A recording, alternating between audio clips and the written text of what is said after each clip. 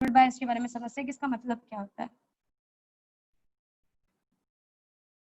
This is PN junction diode, ये मेरा PN junction है। This are the holes here and these are the, since it is p, this is n, correct? So there will be electrons here and of course बीच में it will create a depletion layer। पहले जरा इसके बारे में समझते हैं, फिर forward bias और रिवर्स बायस के बारे में समझने की कोशिश करते हैं। This is n type, sorry, this consists of your, this is n type, this is p type of course। now इसको n टाइप इसीलिए बोलते हैं क्योंकि it consist of free electrons, इसके पास फ्री इलेक्ट्रॉन्स प्रेजेंट होते हैं, एक्स्ट्रा फ्री इलेक्ट्रॉन्स होते हैं इसके पास। और इसको p टाइप इसलिए बोलते हैं क्योंकि इसके पास होल्स का amount as compare to electrons ज्यादा होता है। ओके, होता क्या है कि यहाँ पर जो वैकेंट होल्स है, लाइक अगर समझो p टाइप का आपने एक सेमीकंडक्टर बनाया, तो यू नो कि इन p टाइप ट्राइवेलेंट इम्प्योरिटीज की वजह से कुछ जो एरियाज होते हैं वो खाली होते हैं, ठीक है, कुछ एरियाज बहुत ज्यादा खाली होते हैं।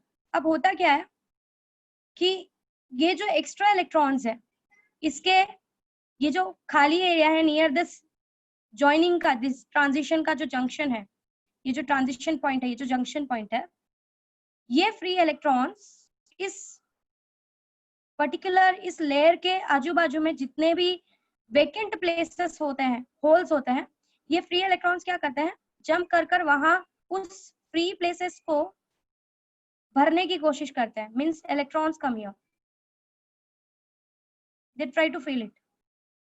अब एक बात हमेशा ध्यान में रखना कि एज अ टोटल जब तक ये यहाँ तक गया नहीं है, अगर सिर्फ p या n के बारे में बात कर रही हूँ, if I am only talking about p और n, जो p टाइप्स ऑफ सेमीकंडक्टर होता है वो हमेशा न्यूट्रल होता है, इट्स ऑलवेज न्यूट्रल। ऐसा कभी नहीं होगा कि इसके पास होल्स है तो इसके ऊपर पॉजिटिव चार्ज है, या इसके पास इलेक्ट्रॉन है तो इसके ऊपर नेगेटिव चार्ज है, ऐसा नहीं होता। They are neutral, as a whole they are neutral, क्योंकि जो इम्प्योरिटीज इसमें यूज की है उनके खुद के ही न्यूक्लियस उनको न्यूट्रल करके रखता है।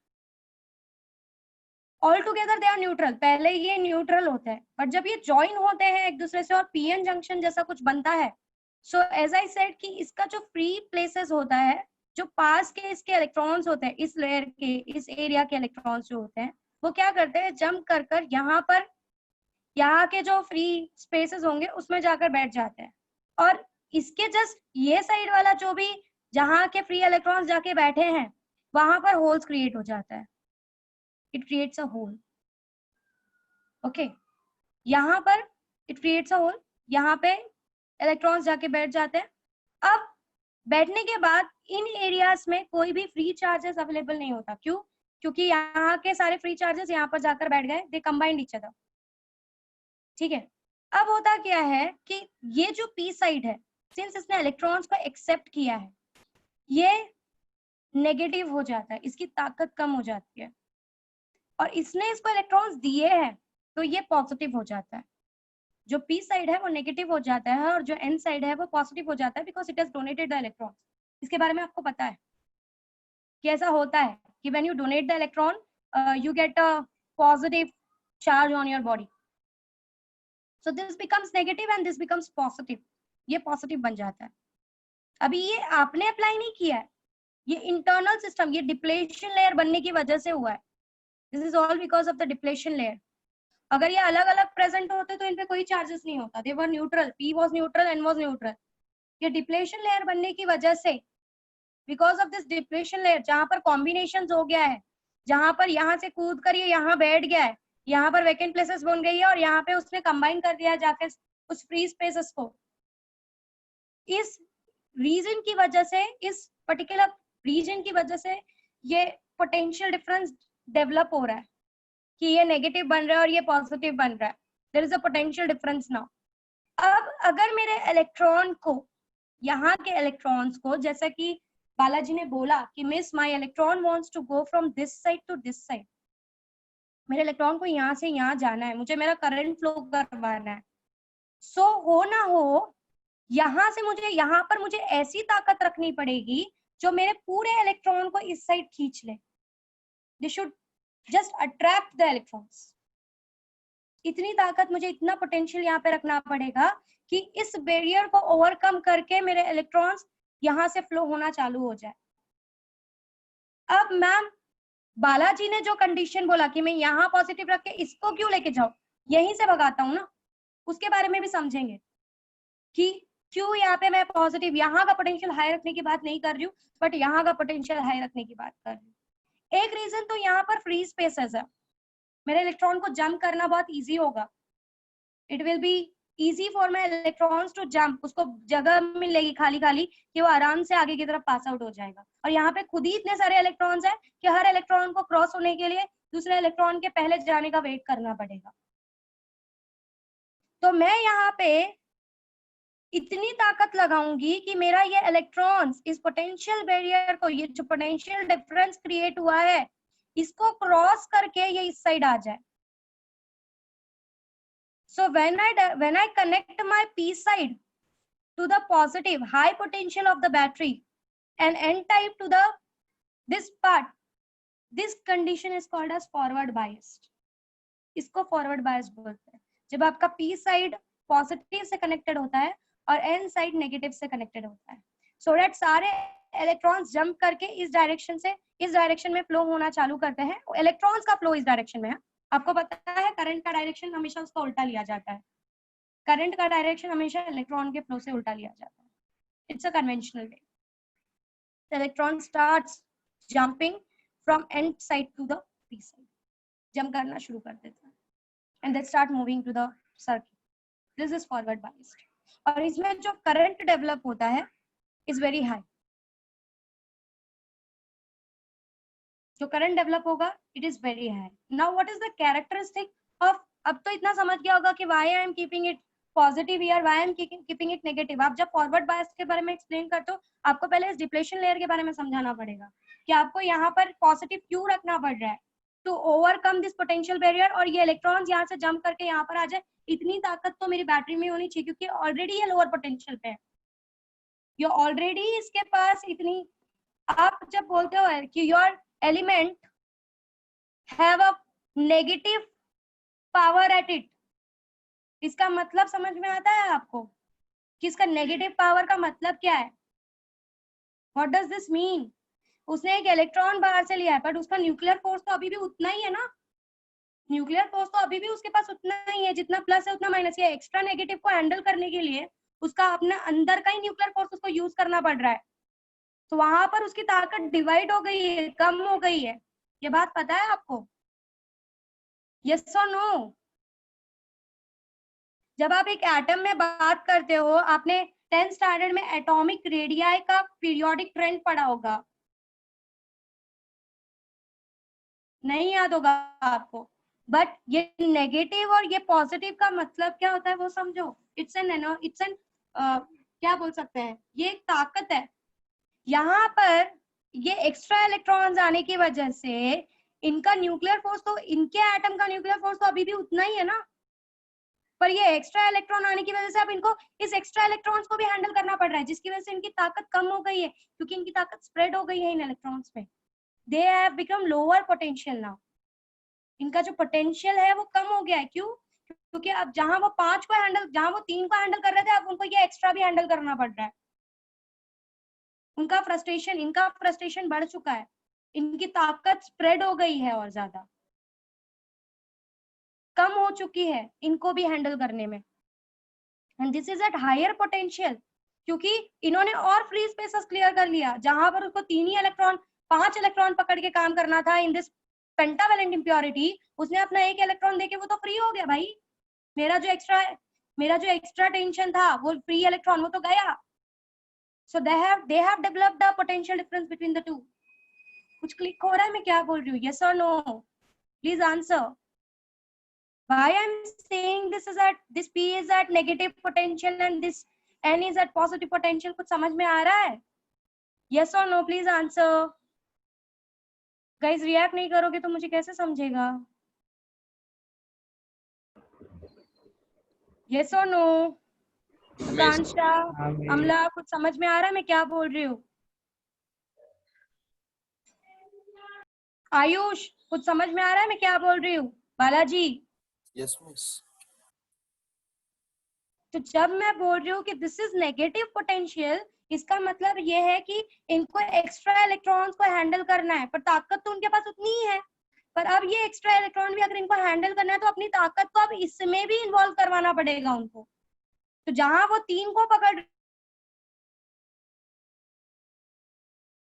रहे थे Kaliya, so they have become at their energy have been distributed। एक राजा है, उसको सिर्फ 3 किंगडम्स को देखना था, अचानक से उसकी ताकत उतनी ही है, पर उसके अंदर चौथा किंगडम भी आ गया, तो उसकी जो ताकत है वो तो 4 में डिस्ट्रीब्यूट होगी ना। मतलब ओवरऑल एक एक को जो ताकत मिल रही है वो तो कम हो गई, क्योंकि अमाउंट तो इसके पास सेम ही है। सो this is why they become negative potential, क्योंकि इनकी ताकत अब बहुत सारों में डिवाइड हो जाती है और इनकी ताकत बढ़ गई। जहां उसको 4 लोग को 3 लोग को देखना था, 5 लोग को देखना था, 5 में से एक उसने हटा दिया, अब तो उसको चारों को ही अपनी एनर्जी देनी है, अपनी प्रॉपर्टी देनी है। तो जो चारों को देनी है तो इसका वाला पार्ट भी तो इन्हीं को डिवाइड होगा ना। So they have become positive potential. This is how you define negative and positive potential. अब ये ऑलरेडी लोअर पोटेंशियल पे है। मुझे अगर इनको यहाँ से यहाँ धक्का लेकर इनको यहाँ से यहाँ खींचना है कि ये फ्री पॉइंट्स पे आए और ये रन करे, मैं ये डायरेक्शन क्यों प्रिफर कर रही हूँ फॉरवर्ड बायस के लिए, उसके बारे में भी मैं समझाऊंगी कि why in opposite direction we say it is an reverse condition. यहाँ पे करंट जल्दी फ्लो नहीं होगा, बहुत लेस अमाउंट फ्लो होता है, मिनिमम अमाउंट फ्लो होता है, उसके पीछे भी समझाऊंगी। अब क्या होगा, since it is positive potential, ये जो इलेक्ट्रॉन्स आए हैं, this electrons they start flowing और इसके इलेक्ट्रॉन्स भी स्टार्ट फ्लोइंग। डिप्लेशन लेयर में जो इलेक्ट्रॉन्स आकर बैठे थे वो अब तो फ्लो होना शुरू हो गए, डिप्लेशन लेयर पतला होता जाएगा, इट विल रिड्यूस, क्योंकि इलेक्ट्रॉन्स बाहर की तरफ जा रहा है, विल स्टार्ट गेटिंग रिड्यूस्ड। तो जो बैरियर है वो भी कम कम होता जाएगा, क्योंकि इलेक्ट्रॉन्स यहाँ पे रुक ही नहीं रहे, आगे की तरफ जाते जा रहे हैं। तो this barrier is reducing now, barrier जो है वो रिड्यूस हो रहा है, क्योंकि यहाँ पर this electrons are moving here and this holes भी ऐसे ही होगा, फिर यहाँ से इलेक्ट्रॉन यहाँ पे, holes are moving in this direction. So कोई भी जंक्शन इस पॉइंट की तरफ आ ही नहीं रहा है, सब दूर दूर भाग रहे हैं। इलेक्ट्रॉन इस डायरेक्शन में जा रहा है, ऑफ कोर्स आपको पता है कि इलेक्ट्रॉन ही मूव करता है, होल तो इलेक्ट्रॉन्स की वजह से बनता है। सो जब यहाँ पे इस साइड में जंपिंग शुरू हो गई तो ये बैरियर का जो थिकनेस है वो भी कम हो गया, क्योंकि ये जो नेगेटिविटी है इसने ऑलरेडी अपनी तरफ खींच ली। करेक्ट। सो ये बैरियर का जो थिकनेस है वो भी रिड्यूस होता जाएगा, क्योंकि इलेक्ट्रॉन्स यहाँ पर रुक ही नहीं रहे, they are continuously moving away from this particular junction. Depletion layer कम हो गया, अब उसको ज्यादा एनर्जी इस डिप्लीशन लेयर को क्रॉस करने को भी नहीं लगाना पड़ेगा, फटाफट फटाफट इलेक्ट्रॉन्स मूव होना स्टार्ट करेंगे, जितना ज्यादा फ्लो होगा करंट उतना ज्यादा मिलेगा। दैट्स व्हाई वी से फॉरवर्ड बायस में current is high. Let's discuss about the reverse bias now.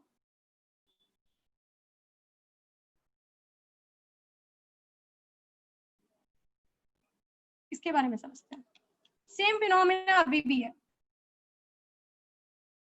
PN junction diode, P types, N type, there is a depletion layer. ये डिप्लेशन लेयर क्यों बना है मैंने आपको बता दिया। यहाँ के जो इलेक्ट्रॉन्स होते हैं, फ्री इलेक्ट्रॉन्स, ये इस एरिया के जो फ्री इलेक्ट्रॉन्स होते हैं वो इस एरिया में जाकर इसको कवर अप करने की कोशिश करते हैं और this becomes positive. Again there is an potential difference between negative and positive. Connect करो, लेट्स कनेक्ट। अब ये कंडीशन वो है जिसको बालाजी ने फॉरवर्ड के अंदर बताया था। Let's say it is positive, let's say it is, keep it in mind, this is positive, this is a negative. ये open circuit है, it is connecting, it is being connected. Now let's discuss about this. इसके बारे में discuss करते हैं। Why I'm saying it is reverse bias, क्यों ये current minimum कर रहा है, why this is happening? First of all, this is p type, इसके पास होल्स है, इलेक्ट्रॉन्स को इनको प्लेस मिल रहा था जंप करने के लिए, they are already at lower potential. इसको मैंने और लोअर पोटेंशियल कर दिया है, यहाँ से ये नेगेटिव लगा के, इसका मतलब अब इसकी ताकत और कम हो चुकी है, इसकी ताकत बहुत ज्यादा हो चुकी है। okay? अब मैंने क्या किया, यहाँ पर जो इलेक्ट्रॉन्स है, of course it is positive potential, ये खींचना चालू करेगा। पहले तो ये इलेक्ट्रॉन जाएगा आगे की तरफ, it will create a hole, then this electron will jump, then this electron will jump. अब समझने की कोशिश करो, there are number of electrons which are present here, बहुत सारे इलेक्ट्रॉन्स है, ठीक है। जब यहाँ से फर्स्ट लेयर का इलेक्ट्रॉन, एक तो पहली बात बहुत क्लस्टर है, कोलिशंस जो होने वाला है वो तो होने ही वाला है, इनके पास फ्री स्पेस नहीं है यहाँ पे कि वो आराम से जंप करके आगे जा सके, बट स्टिल ले लो कि ये पहले वाला लेयर जंप किया, यहाँ तक आया, अब यहाँ तक आ गया। अब यहाँ से यहाँ तक जाने के लिए, यहाँ से इलेक्ट्रॉन को यहाँ तक खींचने के लिए, this is already at lower potential. पहली बात, इस पॉइंट के पास इतनी ताकत ही नहीं है कि वह इलेक्ट्रॉन्स को यहाँ से यहाँ तक लेकर जाए, क्योंकि this is negative potential, this is lower than this, electron यहीं पे रुकना चालू हो जाएगा। दूसरी बात, चलो अगर किसी तरीके से इलेक्ट्रॉन पहुंच भी गया, किसी एक वजह से इलेक्ट्रॉन इस एरिया में पहुंच भी गया, कुछ इलेक्ट्रॉन पहुंच गए, अब क्या होगा, यहाँ पर ऑलरेडी इलेक्ट्रॉन है, they are at lower potential, एक नया इलेक्ट्रॉन ज्वाइन हो रहा है, there will be a repulsion between the two, it will start repelling, धकेलना चालू कर देगा अपोजिट डायरेक्शन में, they will start repelling. Repelling की वजह से इलेक्ट्रॉन सिंस ऑलरेडी ये नेगेटिव पोटेंशियल है, ये यहाँ से, ये ऑलरेडी इसके पास ताकत नहीं है इतनी कि ये फटाक से अपने आप यहाँ से कूद जाए, इसकी वजह से इलेक्ट्रॉन्स आके यहाँ पे कलेक्ट होते जाएंगे, जितने देर में यहाँ से वो खींचेगा नहीं उतने में यहाँ पर आके कलेक्ट होते जाएंगे, डिप्लेशन लेयर भी बढ़ जाएगा। अब जो इलेक्ट्रॉन आएगा उसको हमेशा इस लेयर को क्रॉस करके आगे बढ़ना है, so this thickness goes on increasing, ये बढ़ता जाता है, जिसकी वजह से डिप्लेशन लेयर इतना हो जाता है कि आप इलेक्ट्रॉन को जंप करवा के इस साइड ले ही नहीं जा पाते, एंड द करंट, कुछ एकाक इलेक्ट्रॉन जो गए हैं उनकी वजह से जो करंट मिलता है that is quite minimum, zero नहीं होता करंट, बहुत लेस अमाउंट मिलता है। तो आप इस सोच सकते हो कि this one is quite better और this one is quite better, किसका रिजल्ट ज्यादा अच्छा है। यहाँ पर फ्री एरियाज मिल रहे हैं, फटाफट फटाफट इलेक्ट्रॉन जंप कर रहे हैं, and it starts flowing through conductor, through this particular circuit, it starts flowing through this particular circuit,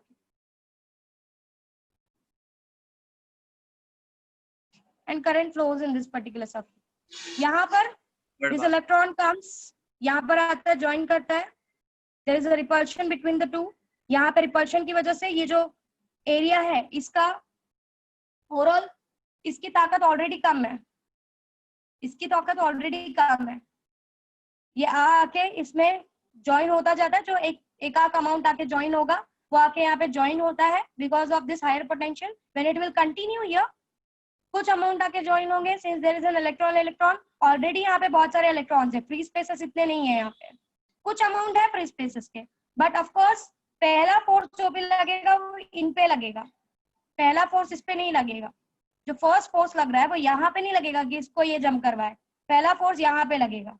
तो अभी भी ये बैरियर में प्रेजेंट है, तब तक नया एक इलेक्ट्रॉन अराइव हो गया, ऑलरेडी ये बैरियर में प्रेजेंट है, इसका रिपलिंग स्टार्ट होगा, एक और नया बैरियर अपने आप क्रिएट हो जाएगा, ये इलेक्ट्रॉन जाके इसके ये जो पी के जो होल्स होंगे उसमें जाके बैठेगा, जब तक दूसरा वाला लेयर तीसरा वाला लेयर जा रहा है तब तक ये बैरियर का वहीं पर प्रेजेंट है, अभी तक इसका मूवमेंट हुआ नहीं है, they have not moved. So this repulsion will create a new thick potential barrier, जिसको ओवरकम करना पाना इस नए वाले इलेक्ट्रॉन के लिए काफी बड़ी बात है, मतलब आपको यहाँ पे बहुत हाई पोटेंशियल अप्लाई करना पड़ेगा तब जाके वो कहीं कूदेगा, means there is a loss, here you get a loss। बोलो, so this is reverse bias condition, here the thickness goes on increasing because of the repulsion of the electrons। बोलो क्या? And it's very quick process, हाँ ये बात तो ठीक, ये बात करेक्ट है, बोलो।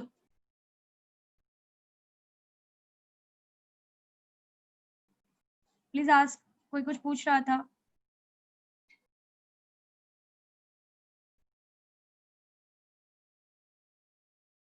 So this is forward bias condition, जहाँ पे इलेक्ट्रॉन्स इजीली गेट कनेक्टेड, सबसे पहले यही इलेक्ट्रॉन यहाँ से अट्रैक्ट होना चालू हो जाएगा, बैरियर खाली होता जाएगा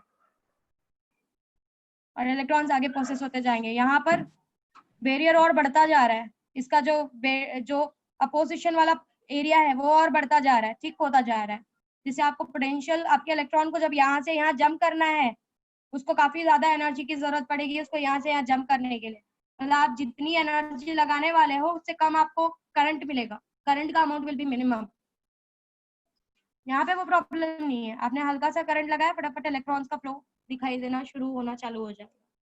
this is what is the difference between forward bias and reverse bias, कि क्यों हम इसको यहाँ पे पॉजिटिव कर रहे हैं। इसका पॉजिटिव करने का रीजन यही है कि क्योंकि यहाँ पे ये ऑलरेडी नेगेटिव है, ये ऑलरेडी इसकी ताकत कम है। जैसे ही मैं यहाँ पर एक एक्स्ट्रा ताकत लगाती हूँ जो इस बैरियर को क्रॉस करके इलेक्ट्रॉन्स को जंप करवा सके, पहले तो यही इलेक्ट्रॉन बाहर निकलना चालू हो जाता है एंड लेकिन इजीली मूव, क्योंकि there are free spaces in the P, that's why it is P type semiconductor. कुछ समझ में आ रहा है, यस और नो? Please answer. बालाजी कुछ समझा? बालाजी समझा। तो आप जो बोलते हो ना कि पॉजिटिव पोटेंशियल नेगेटिव पोटेंशियल, उसका मतलब यही होता है कि if you are saying that someone is going from higher potential to lower potential और lower potential to higher potential, उसका मीनिंग क्या है वो समझो, उसका मीनिंग क्या है वो समझो। And here I am applying the potential, मैं अप्लाई कर रही हूँ। ये तो ऑलरेडी उसने जो करना था वो अंदर करके पोटेंशियल डिफरेंस डेवलप कर ही लिया है। मैं पोटेंशियल अप्लाई कर रही हूँ कि मेरे को फ्लो ऑफ करंट मिले, मेरा पर्पस है मेरा प्रॉफिट। मैं कभी नहीं चाहूंगी कि मैं ज्यादा ताकत लगाऊं और कम करंट पाऊं। This is reverse bias situation. ये कंडीशन में कभी एक्सपेक्ट नहीं करूंगी जब तक ये मेरे कंपोनेंट का यूज ना हो, कि मेरे कंपोनेंट में मुझे ज्यादा करंट चाहिए ही नहीं, चाहे कितना भी वोल्टेज लगाऊं मेरे कंपोनेंट में मुझे ज्यादा करंट चाहिए ही नहीं, तो मैं ये कंडीशन का यूज करूंगी। ऐसा नहीं है इसका यूज नहीं, इट्स यूजलेस। बहुत सी ऐसी जगह है जहां पे voltage is very high but मेरे को नहीं चाहिए कि ज्यादा करंट मेरे पास पहुंचे, तो I will use this condition. तो ऐसा नहीं है कि it's useless, it's useful, but this is what is forward bias and reverse bias. Forward bias में डिप्लेशन लेयर इस इलेक्ट्रॉन की फ्लो की वजह से कम होता जाता है, आराम से फ्लोइंग शुरू हो जाती है क्योंकि it gets free spaces to flow ahead. यहाँ पे ऐसा नहीं होता। Hello ma'am. Depletion layer goes on increasing and आपका जो ओवरऑल करंट है that is less as compared to the voltage that you applying। इसका यूज किधर करते हैं? क्या हुआ सौरभ? यूज रिवर्स बायस का अब आगे जाके पढ़ोगे बहुत सी जगहों पे रिवर्स बायस का। जब आप PNP and NPN transistors use करते हो वहां पे आप रिवर्स बायस का सिचुएशन को यूज करते हो सो दैट दूसरे किसी एरिया से आपको करंट नहीं पास करना है, सिर्फ एक ही एरिया से आपको करंट पास करना है, तो दूसरे वाले एरिया को आप क्या करते हो, रिवर्स सिचुएशन में रख देते हो। जब आप उसको रिवर्स सिचुएशन में रख देते हो तो करंट वहां से बहुत मिनिमम जाता है, बाकी सारा करंट दूसरी डायरेक्शन से जाता है। तो जहां पर मुझे करंट चाहिए ही नहीं, कम करंट चाहिए, वोल्टेज कितना भी लगाओ मेरा करंट बैलेंस होना चाहिए, वैसी जगह पे फिर रिवर्स बायस का सिचुएशन हम यूज करते हैं कि हमको ज्यादा करंट ना मिले अगर वोल्टेज हाई है भी, if you can not control the voltage, ऐसी जगहों पे यूज किया जाता है रिवर्स बायस को। बट इट्स अ लॉस, क्योंकि आप जो ताकत लगा रहे हो वो सारी ताकत वेस्ट हो रही है इन इलेक्ट्रॉन्स के कॉम्बिनेशंस की वजह से, पोटेंशियल हेलो बैरियर की हेलो बढ़ने की मैम। वजह से। हाँ बोलो। मैम ये रिवर्स बायस में वो डिप्लेशन लेयर वो वाइड होते जाता है ना? हाँ मोटा होते तो जाता है, देखो ना। हाँ, तो वो कब तक मतलब ऐसा होता है, वाइड सी कब तक हर होता है? एक ओके हाँ, हर एक ट्रांजिस्टर का अपना एक ब्रेकडाउन वोल्टेज होता है और एक एवलाइन के वोल्टेज होता है। आपने इसके बारे में पढ़ा होगा कि हर हाँ एक हाँ सिचुएशन, एक रिवर्स डायरेक्शन में भी एक पर्टिकुलर पॉइंट है जहां तक आपका ट्रांजिस्टर ठीक ठाक पड़ा रहेगा। अगर आपने रिवर्स बायस डायरेक्शन में उससे ज्यादा का वोल्ट अप्लाई कर दिया फिर ये पूरा क्लस्टर हो जाएगा, ये खराब हो जाएगा। ओके वहीं पर there is something called as Zener diode. Zener diode का यूज रिवर्स बायस में भी किया जाता है। उसमें इसको इस तरीके से इसकी डोपिंग की जाती है इसका पर्टिकुलर पीएन जंक्शन की, कि आपका जो ज़ीनर डायोड है वो रिवर्स बायस में भी फॉरवर्ड बायस जैसा काम करता है।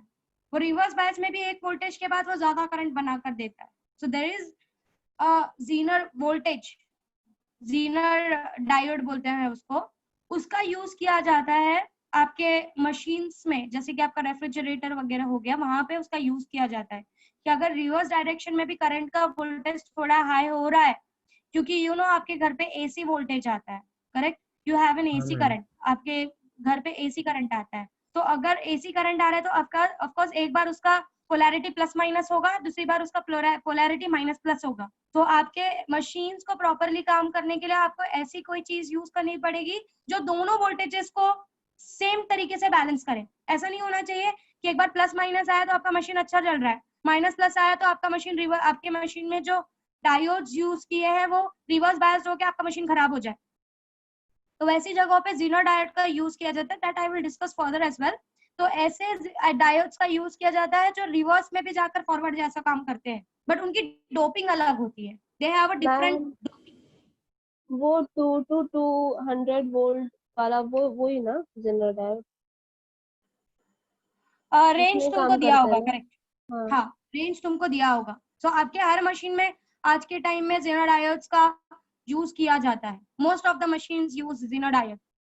बहुत सारी बड़ी मशीन्स में जीनर डायोड का यूज किया जाता है कि दोनों सेक्शन में आपका जो रेफ्रिजरेटर, टीवी, ऐसी बड़ी बड़ी जो मशीन्स है वो अच्छे से चल सके।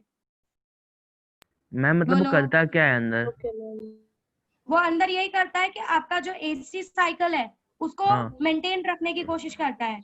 आपके ऐसा नहीं होना चाहिए कि कभी फ्लक्चुएशन हुआ तो अचानक से आपका जो भी है वो फटक से खराब हो जाए, इसलिए एसीज वगैरह का जो स्विचेस होता है वो अलग बनाया जाता है।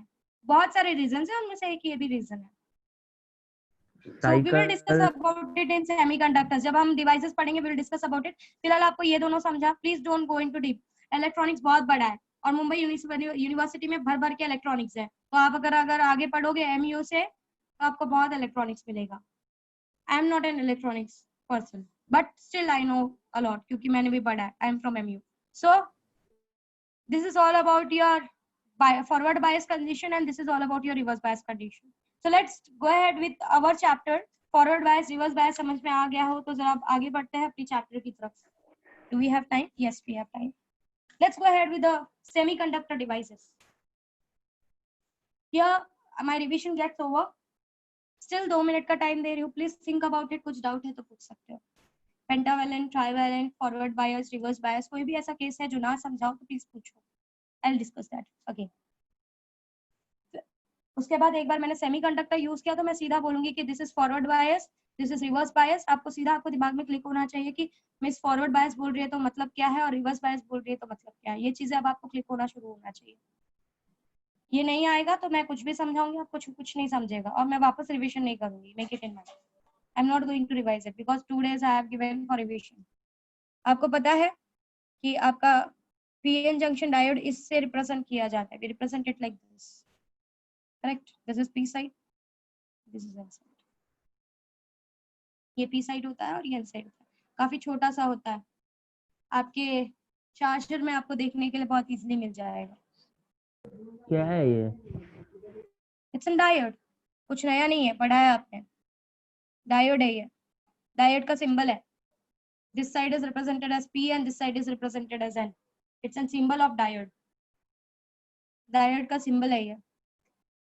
जैसे रेजिस्टेंस का सिंबल है ये रेजिस्टेंस का सिंबल है, वैसे ये डायोड का सिंबल है, जिसमें ये जो साइड है इसको P मानता है और ये जो साइड है इसको N मानते हैं। ओके ये कुछ आप ओम इस तरीके से बिहेव नहीं कर कि फर्स्ट टाइम पढ़ा है। मैंने सुवर्ण सर के नोट्स देखे, उन्होंने काफी अच्छे से सब चीज बनवा के दिया और अच्छे से लिखवा के दिया। So don't behave like this even if your textbook consists of it. So please, so this is the diode which I am going to use. Let's go ahead with the semiconductor devices now. Here your chapter starts. Semiconductor devices. Of course, diode is one of the semiconductor device. Of course, you know about this. ठीक है? इसका use जिस devices में करने वाले हैं, that is considered to be a semiconductor devices. इस particular diode का यूज जिस भी कंडक्टर में करेंगे, सॉरी जिस भी इलेक्ट्रॉनिक डिवाइसेस में करेंगे, that is considered to be a semiconductor device. आपको पता है कि आपके घर पे जो करंट आता है it's an AC current, alternating current, कुछ इस तरीके से। इट हैव अ फ्लक्चुएशन, जिसकी पोलैरिटी हर एक हाफ साइकिल के बाद it have same amplitude, of course take it as a same amplitude, and of course the wavelength is λ/2 इसका जो फ्लक्चुएशंस होता है यहाँ पर वो हर एक हाफ साइकिल के बाद चेंज होता है। First it is, if I am considering, first it is plus minus, दूसरे बार में ये माइनस प्लस हो जाएगा, अपोजिट डायरेक्शन में हो जाएगा। दिस इज व्हाट यू से when you change the polarity. Polarity को चेंज करने का मतलब है जो प्लस था वो माइनस बन जाएगा, जो माइनस था वो प्लस बन जाएगा, means it will start flowing in opposite direction. This is what is meant by polarity changes. Whereas direct current में ऐसा कुछ नहीं होता, डायरेक्ट करंट में it moves in a straight direction. यहाँ पर आपको फ्लक्चुएशंस देखने के लिए मिलती है। आपके इंडिया में मोस्ट प्रोबेबली एसी करंट का यूज क्यों किया जाता है? क्योंकि इट इज चीपर, ये चीप होता है बनाने के लिए, सस्ता पड़ता है गवर्नमेंट को, इसलिए अल्टरनेटिंग करंट का यूज किया जाता है। बहुत सी ऐसी कंट्रीज है जहां पर डीसी करंट्स का यूज किया जाता है फॉर ट्रांसपोर्टिंग द करंट। हालांकि डीसी करंट का ट्रांसपोर्टेशन बहुत अच्छा होता है, अगर आपको तो बहुत दूर दूर भेजना है आपको, तो मोस्टली डीसी, अगर आपको करंट का जो ये रखना है, you want to transport the current, आपको ट्रांसपोर्ट करना है करंट काफी दूर दूर तक, या आपको ट्रांसमिट करना है करंट काफी दूर दूर तक, तो DC is a much better option. But in India we mostly prefer this AC because AC is cheaper, and we know that कि हम लोग क्या प्रेफर करते हैं, ये बात तो हमें भी पता है। मैम आपने तो बोला था कि like AC current long distance prefer के लिए रहता है। क्या रहता है? एसी करंट यूज करते हैं सर लॉन्ग नहीं डिस्टेंस नहीं, के लिए। डीसी करंट यूज करते हैं लॉन्ग डिस्टेंस के लिए। सी कहीं कहीं पर एसी यूज किया जाता है, बट एसी में प्रॉब्लम क्या है, आपको हर पॉइंट के बाद आपको ट्रांसफॉर्मर्स का यूज करना पड़ेगा, ट्रांसफॉर्मर्स उसको मेंटेन करेंगे, सो वो थोड़ा सा प्रॉब्लमेटिक हो जाता है, ठीक है। बट स्टिल एक पर्टिकुलर डिस्टेंस तक आप एसी चला सकते हो, और बहुत ज्यादा हायर डिस्टेंस पे आपको भेजना है, बहुत ज्यादा, बहुत बड़ा डिस्टेंस है जहाँ पर आप हर पॉइंट पे जाकर ट्रांसफॉर्मर नहीं लगा सकते, तो वहां पर you can use a DC current, that is better option, क्योंकि AC करंट में और कंटिन्यूअसली कुछ प्रॉफिट फ्लक्चुएशंस नहीं है क्या होता है। इसका? क्या? और कुछ इसका प्रॉफिट नहीं है क्या? बस मतलब सस्ते में बनता है, यही प्रॉफिट है इसका? एक, हाँ, सबसे मेन तो यही है कि इट इज चीपेस्ट, और दूसरी बात इट इज फ्लक्चुएटिंग, इसका वोल्टेज इज फ्लक्चुएटिंग। सबसे मेन प्रॉफिट तो इसका फ्लक्चुएशन है। डीसी करंट में ऐसा होता है एक फिक्स्ड वोल्टेज का करंट आपका फ्लो होता है, okay, it have a fixed voltage, ये बट फ्लक्चुएशन का इट क्या इज इंपॉर्टेंस है फ्लक्चुएटिंग। मैम? आपका जो एसी वोल्टेज होता है वो फ्लक्चुएट करता है from one level to another level, it fluctuates. तो डीसी करंट में आपने अगर किसी में डीसी पास कर दिया तो वो सिर्फ उतना ही, मतलब अगर उसकी ताकत इतनी यूज करने की तो वो उतना अमाउंट यूज करेगा, बट अगर उसकी ताकत उससे कम की है तो वो डीसी करंट जाके उसको फोड़ देगा, इट विल ब्रेक इट, क्योंकि डीसी में एक फिक्स्ड अमाउंट ऑफ वोल्टेज होता है। लाइक अगर आप मैंने बोल दिया 240 वोल्ट, तो पूरा डीसी जो होगा वो 240 वोल्ट से बना होगा। अगर आपका मशीन सिर्फ 20 वोल्ट का है, तो अगर आपने बीच में प्रॉपरली मशीन यूज नहीं किया इसको मेंटेन करने के लिए, तो ये जाके इसको फोड़ देगा, क्योंकि इसकी ताकत ही नहीं है 240 की। सो दूसरा इंपॉर्टेंट यूज जो है एसी का, कि इसके पास फ्लक्चुएटिंग वोल्टेज होता है, you can easily maintain it, एक ये भी रीजन होता है। इसीलिए डीसी क्यों महंगा होते जाता है, क्योंकि आप जो मशीन यूज करते हो उस मशीन में आपको और भी डिवाइसेस लगाने पड़ते हैं जो इसको मेंटेन करें। हालांकि इसका साइड इफेक्ट भी है फ्लक्चुएशंस का, इसका साइड इफेक्ट भी, इवन इसको भी अगर प्रॉपरली मेंटेन नहीं किया, अचानक से ये बहुत हाई हो गया और आपकी मशीन के पास इसको मेंटेन करने के लिए कोई चीज नहीं है अंदर, तो फिर वो इसीलिए हम पावर रेगुलेटर्स लगाते हैं। आज के टाइम में जो बड़ी बड़ी मशीन्स आती है उनके अंदर पावर रेगुलेटर्स लगा के दिया जाता है, एंड इवन आपको घर पे भी बोलते हैं प्लीज यूज फैन पावर वाला रेगुलेटर रेगुलेटर्स, क्या? समझा, सो दैट वो फ्लक्चुएशंस को मेंटेन कर सके, कि अगर एक अमाउंट से ज्यादा फ्लक्चुएशन हो गया तो बाकी फ्लक्चुएशन के वोल्टेज को वो वहां पे ही खत्म कर दे। सो इसको भी इट इज क्वाइट डेंजरस, इसको मेंटेन करना इट्स क्वाइट डेंजरस। बट इसमें ऐसा है कि आपको बहुत सारी मशीन्स को यूज करके अगर आपको 240 वोल्ट है और आपको 20 वोल्ट का जरूरत है, बाकी का ये आपका वेस्ट होने लग जाता है फिर। सो मैम मेन कभी कभी reason AC is DC all में बिकॉज कन्वर्ट ऑफ हो इट्स जाते हैं। फ्लक्चुएशन। जी, hello ma'am, hello. You are not audible. Yes, हाँ, कभी कभी जो एसी है वो डीसी में कन्वर्ट हो जाता है ना कभी। That's what I am coming to, आ रही हूँ उसकी तरफ, आ रही हूँ मैं उसकी तरफ. battery. That's what we are going to study in this chapter. ठीक है. Hello. So because of its cheapness, because of its fluctuation in the voltage, कि इसके पास सिर्फ एक फिक्स्ड अमाउंट ऑफ वोल्टेज नहीं होता, we use this AC current in our country. आपको पता है, आपने पढ़ा है, इसकी जो फ्रीक्वेंसी होती है it is 50 hertz in our India. 50 hertz का एसी करंट हम यूज करते हैं, means 50 times it oscillates in 1 second. Okay, so let's go ahead. Now we know कि जैसे कि मैंने बोला कि हमारे घर में जो करंट आ रहा है इट इज अप्रोक्सीमेटली अबाउट 270 या 240 के बीच का रेंज का जो वोल्टेज होता है वो आपके घर पे अराइव करता है with a Hello. Frequency of 50 hertz. Please let me complete now. Now what, but मेरे कुछ डिवाइसेस हैं जैसे कि बैटरीज हो गई, मोबाइल चार्जर्स, मोबाइल की जो बैटरी हो गई, नॉर्मल जो बैटरी हो गई, आज जो टेलीविजन यूज किए जाते हैं, ये सारे जो होते हैं डीसी सप्लाई पे काम करते हैं. It works at DC supply. पहले के जो टेलीविजन यूज किए जाते थे उसमें फ्लक्चुएशंस आपको दिखता था. अगर आप गांव के टेलीविजन यूज करने जाओ, वहां पे फ्लक्चुएशन होगा, आपको नीचे एक रेगुलेटर से उसको रेगुलेट करना पड़ता था. Please mute yourself everyone. गांव का जो टेलीविजन होता था उसको आपको रेगुलेटर, अगर आपने, आई डोंट नो आपने कभी एक्सपीरियंस किया है या नहीं किया है, हमारे टाइम तक मैंने ये चीज को ऑब्जर्व किया है, या आप अपने पेरेंट्स से पूछना कि गांव में जो टेलीविजन पहले यूज किया जाता था, we use to keep a regulator. थोड़ा सा भी अगर ऊपर नीचे हुआ तो हमको रेगुलेटर से उसका करंट को मेंटेन करना पड़ता था, उसको वापस से अप एंड डाउन करके उसका करंट को, उस टीवी के करंट को मेंटेन करना पड़ता था. But now that LEDs you are using, उसमें वो लोग क्या करते हैं, फिक्स अमाउंट पे उसको फिक्स कर देते हैं कि this much amount, so this are going to work at DC supply. ये डीसी सप्लाई पे काम करता है. बट हमारे घर पे तो एसी ही आता है. अब मुझे कुछ करके इस एसी के फ्लक्चुएशंस को खत्म करके इसको एक फिक्स्ड वोल्टेज पे डीसी सप्लाई बनाना पड़ेगा. And that is what our chargers do. TV के अंदर तो उसके अंदर ही ये सारी मशीन्स लगाई जाती है, but I will simply discuss about the chargers, जिसमें आप इजीली देख सकते हो आपका मोबाइल फोन का battery works on an DC supply. Yes. Okay, so now you want to convert. जब आप उसको चार्ज करने के लिए लगाते हो, आपके घर पे एसी आ रहा है बट आपका फोन डीसी पे काम करता है, फिक्स्ड वोल्टेज पे काम करता है, तो आपको क्या करना पड़ेगा, what you need to do, आपको ऐसा कुछ करना पड़ेगा कि Charger up. आपका जो एसी है वो डीसी में कन्वर्ट हो जाए. जैसा कि मुझे अभिषेक ने बोला कि मींस हम लोग कभी कभी एसी को डीसी में कन्वर्ट करते हैं, वी डू इट.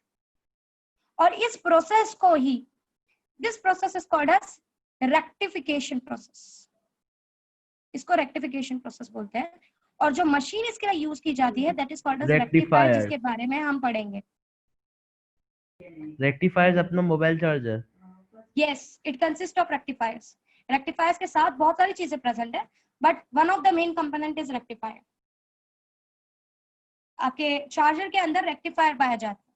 अब ये पूरा प्रोसेस होता कैसे है जरा वो देखते हैं. क्या क्या करते हैं to convert AC into DC, कि हमारे बैटरी को डीसी करंट मिले. What we used to do. Cells भी बोल सकते सारे हैं ना? डिवाइसेस डीसी पे रन होते हैं क्या? सारे नहीं होते, सारे नहीं होते, सारे डीसी पे रन नहीं होते, मैम रिचार्जेबल सेल्स. डीसी पे रन होता है. हाँ. Okay, let's go ahead. Miss और refrigerator AC. That depends. Actually आपका refrigerator works on AC because उसके अंदर हेलो मिस. आज रेफ्रिजरेटर्स आते हैं, वो लोग बोलते हैं आपको बाहर से रेगुलेटर लगाने की जरूरत नहीं है, तो वो फ्लक्चुएशन को मेंटेन कर लेते हैं अंदर. Okay, so miss let's go ahead. एक और बार You बोलो can ना, find it आपकी on मैम एक बार आवाज कट वापस गई थी. बोलो, आपका आवाज बीच में ऐसा स्टॉप हो आप गया गूगल था. पे फाइंड आउट कर लो कि कौन से इंस्ट्रूमेंट्स एसी पे और डीसी पे रन करते हैं, वो आपको डिफरेंशिएट करके दे देगा. बहुत सारी मशीन्स है जो एसी पे भी काम करती है, डीसी पे भी काम करती है, बट मोस्ट प्रोबेबली उसको डीसी पे काम करवाया जाता है कि फ्लक्चुएशंस अवॉइड किया जाए. ठीक है, या हाँ फिर अगर फ्लक्चुएशंस है तो फिर आपको वो बोलते हैं कि बाहर से रेगुलेटर यूज करो, या अंदर ही कुछ रेगुलेटर का सिस्टम बनाकर दे देते हैं कि वो अपने आप रेगुलेट कर ले. बहुत सी ऐसी चीजें की जाती है. मिस, मतलब बाकी सारे टीवी कंप्यूटर में भी वही यूज होता होगा ना? यूज कर सकते हैं, किया जाता है. Okay miss. Okay, so you can find it out. वैसे तो आप अपने कंपोनेंट्स को दोनों में से किसी पे भी रन करवा सकते हो, but AC is quite better. जैसे कि मैंने बताया कि it consist of a fluctuation, तो आपके घर पे एसी आना यही मेन रीजन है कि it consist of a fluctuation. आप अपने वोल्टेज को उसी हिसाब से डेवलप कर सकते हो by using regulators. Okay, let's go ahead. होता कैसे है एसी से डीसी. प्लीज बहुत ज्यादा डीप में इन सब चीजों में मत जाओ, जितना मैं समझा रही हूँ उतना समझो, बहुत कुछ है इसमें समझने के लिए। ऐसा नहीं है कि इलेक्ट्रॉनिक्स एंड जिया, इलेक्ट्रॉनिक का बहुत बड़ा वर्ड है। आज के टाइम में you are using cell phones जो कि बहुत ही अच्छे हैं, बहुत ज्यादा अच्छे तरीके से काम करते हैं। सो इलेक्ट्रॉनिक का जो वर्ल्ड है वो बहुत बड़ा है, तो प्लीज ट्राई टू पहले आप अपने बुक का बेसिक्स समझो, फिर बहुत हायर लेवल पे जाना, मैं यही बोलूंगी। So let's discuss about it. I want to convert जो एसी करंट, ये जो करंट आ रहा है इसको मुझे डीसी में कन्वर्ट करना है, क्योंकि मेरा बैटरीज डीसी सप्लाई पे काम करता है। Now what it is going to do, क्या करेगा, क्या कंपोनेंट्स होते हैं वो पहले देखते हैं। There is something called as rectifier, जिसको डायोड्स की हेल्प से बनाया जाता है। सबसे मेन काम एसी से डीसी में कन्वर्ट करने का यही करता है, मेन काम रेक्टिफायर का होता है। उसके बाद there is something called as filter, इसका यूज किया जाता है कि अगर थोड़ा बहुत एसी कंपोनेंट, थोड़ी बहुत फ्लक्चुएशंस अगर रह गए हो, थोड़े बहुत रिपल अगर रह गए हो, ripple is a point is a part of AC component into the DC component. अगर थोड़े बहुत फ्लक्चुएशंस रह गए हो रेक्टिफाई होने के बाद भी, उसको फिल्टर निकालने का काम करता है। And the last part that is use is voltage regulator. Voltage regulator इसको फिक्स्ड वोल्टेज पे, एक डिजायर्ड वोल्टेज पे ले जाने का काम करता है। जितना वोल्टेज आपको चाहिए उस वोल्टेज पे वो ले जाने का काम करता है। So and then it goes to load. Load means आप जो भी आगे लगाने वाले हो वो, it can be TV, charger, anything, sorry, it can be TV, mobile phone, anything. So this is the load. Load का मतलब होता है जो बाहर का अप्लायंसेस आप लगाने वाले हो, that is called as load. Okay, so rectifier, filter, voltage regulator. Voltage regulator एक जो मेरे लोड की रिक्वायरमेंट है उस वोल्टेज पे मेरे इस एसी करंट के वोल्टेज को लेकर जाता है, and then it goes to load. और इसमें लोड फूटे ना, उसका सबसे मेन काम ये होता है, इसका होता है। उसके बाद इसका होता है कि आपका लोड का जितना ताकत है उतना ही वोल्टेज उसका पहुंचे, वो ये दोनों मेंटेन करते हैं। एसी से डीसी ये कन्वर्ट करता है रेक्टिफायर, उसको फिल्टर करने का काम, कि अगर थोड़ा बहुत फ्लक्चुएशन है तो वो निकाले, उसका काम फिल्टर करता है। उसके बाद उसको एक डिजायर वोल्टेज पे लेके जाने का काम, जो आपका लोड का रिक्वायरमेंट है, वो ये करता है। And then it goes to the appliances which you connect at the end. Hello miss, the part, wait for while. Rectifier से पहले, रेक्टिफायर का जो कनेक्शन होता है वो ट्रांसफॉर्मर्स में किया जाता है। There is a transformer inside your charger.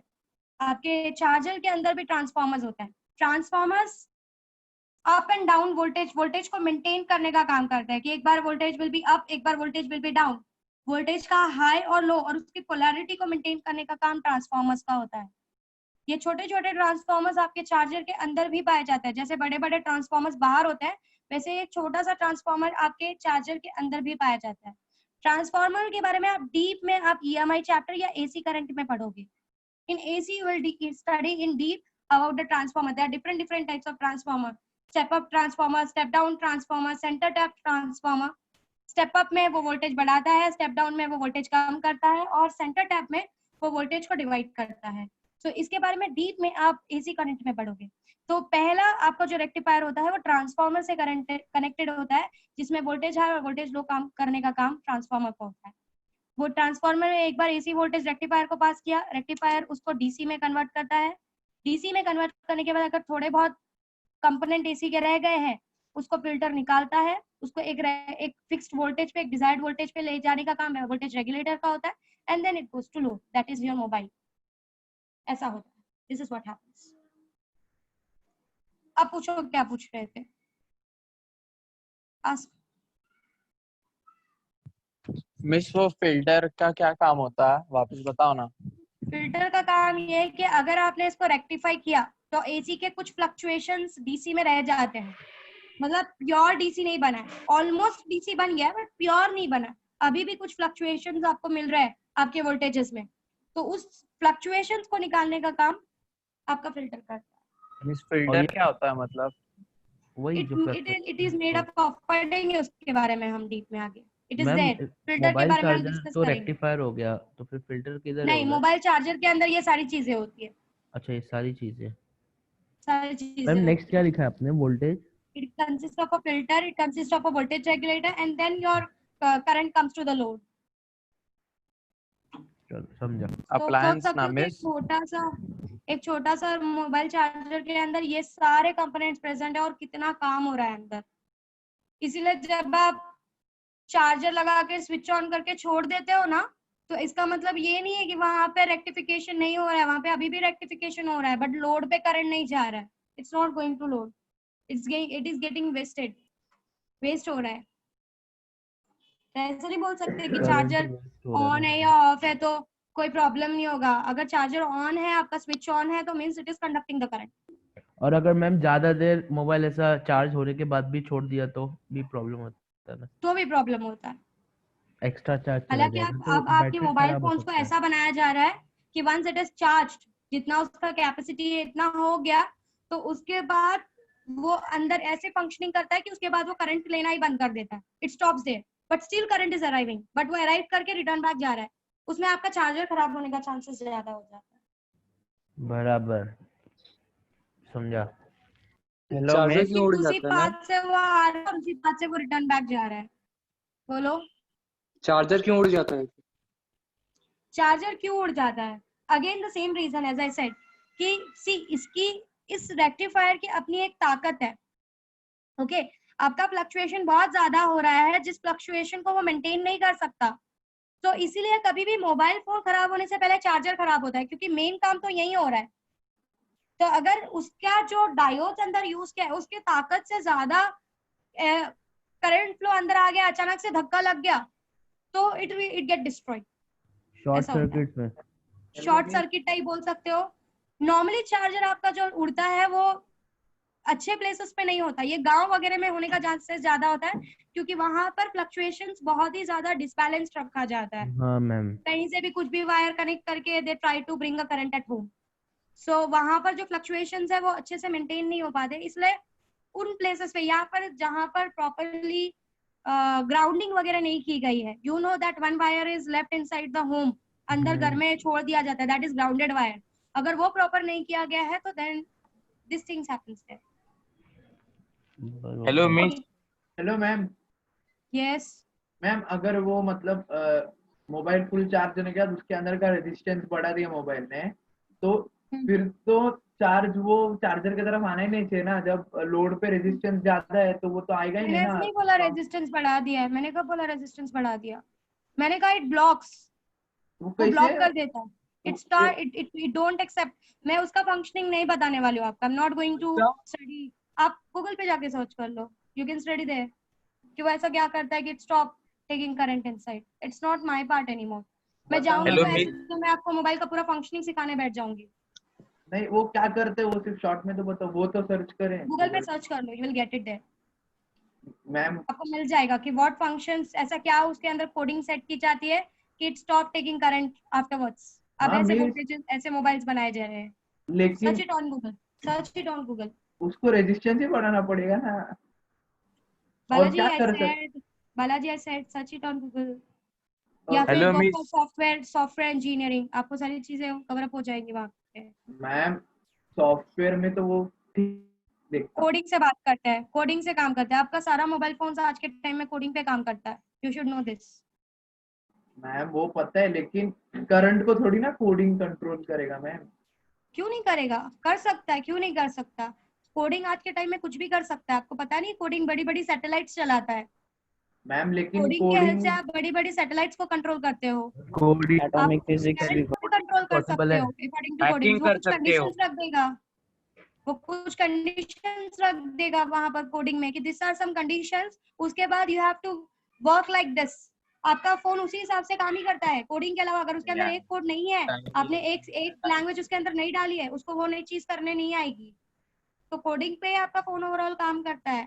This is ma'am always ma'am, true. करता है, लेकिन कोडिंग उसको वो काम करने के लिए एक पार्ट तो लगेगा ना। वो क्या करता है वो पार्ट यू शुड, ऐसा said please Balaji, please search it on Google. I am not going in deep. वो मैं पार्टी को सिर्फ सर्च कर जो ब्रो। पार्ट इंपॉर्टेंट है मैं वो सारी चीजें डिस्कस करने वाली हूँ। एज आई सेड, मैंने स्टार्टिंग में चैप्टर पढ़ाते वक्त बोला कि सीख, पढ़ने के लिए दुनिया में बहुत कुछ है, पर पहले बेसिक समझ ले, उसके बाद जरा मोबाइल फोन का वर्किंग समझेंगे तो ज्यादा बेटर होगा। ये तो आप खुद समझ जाओगे जब आप आगे जाके जाके डेवलप करोगे। या डेवलप, अभी तो आप बेसिक्स सीख रहे हो, पहले बेसिक्स तो समझो। आपको रेक्टिफायर ही नहीं पता कैसे काम करता है, आपको रेक्टिफायर जो बेसिक है वही नहीं पता और आप सीधा उसके वर्किंग पे डिस्कस कर रहे हो कि वो कैसे रोकेगा। पहले ये तो समझो कि वो कैसे जाएगा, रोकने का कंसेप्ट तो बाद में आता है, तो पहले बेसिक सीख ले। Your curiosity is quite perfect, I don't have issue with that, but मेरा काम है पहले आपका बेसिक स्ट्रॉन्ग करना। That is what I okay. So this was all about the rectifiers.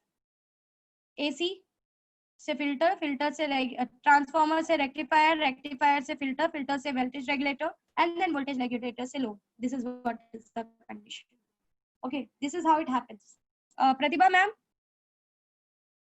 Pratibha ma'am. हाँ हाँ बोलो। हाँ मैम, रिकॉर्डिंग ऑफ कर दीजिए। हाँ हाँ हेलो मिस।